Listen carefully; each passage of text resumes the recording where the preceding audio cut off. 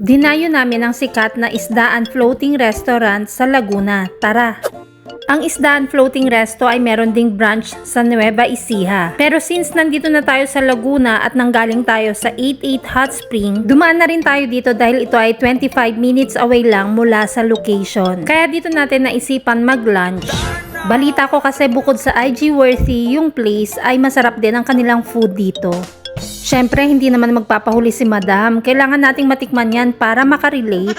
Pagpasok mo pa lang sa loob, bubungad na sa'yo ang napakalaki nilang images gaya nito. At mapapansin mo rin na napakaraming customers na pumupunta rito. Kahit saang anggulo ka magpunta, maganda yung background. At medyo may kalakihan din yung lugar kaya pwede ka maglakad-lakad kung saan-saan. Meron ka ring makikitang mga nagpe-perform katulad nito. At meron ka ring makikitang clowns at nanghaharana. Naglibot-libot muna kami kasi matagal pa naman ihahain yung food. Nagpicture taking muna sa labas at nagmasid-masid. Ang lalaki ng mga gawa nilang images dito at kakaiba. May mga hawak din na isda kaya nga isdaan eh. At kaya ito tinawag na floating restaurant kasi naka-float ito sa tubig. At sa tubig napakaraming isda. Ang lalaki talaga ng mga images dito, malaki pa sa tao. At habang naglalakad kami, meron kaming nakitang ganito. Mag-release ka raw ng galit mo rito, mamili ka kung anong gusto mong basagin. Kaya sinubukan ulit ni Madam para makarelate.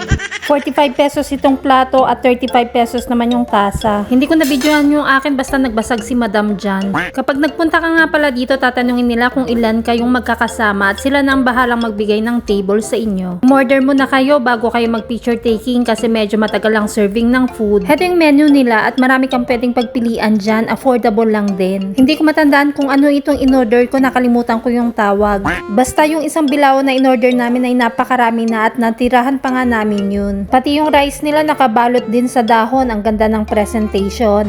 Nag-additional nga pala ako rito ng laing at sinigang na hipon. Masarap ang food nila dito at na-enjoy namin, busog na busog ako rito. Dapat pag pupunta kayo rito, gutom ka kasi talagang mapaparami ang kain mo. Magandang matikman nyo rin ng food dito, siguradong babalik-balikan nyo ito. Kung gusto mo pa ng mga ganitong kwento, huwag mong kalimutang i-like and share ang video ko. O siya, sa susunod na kwentuhan ulit, anyong!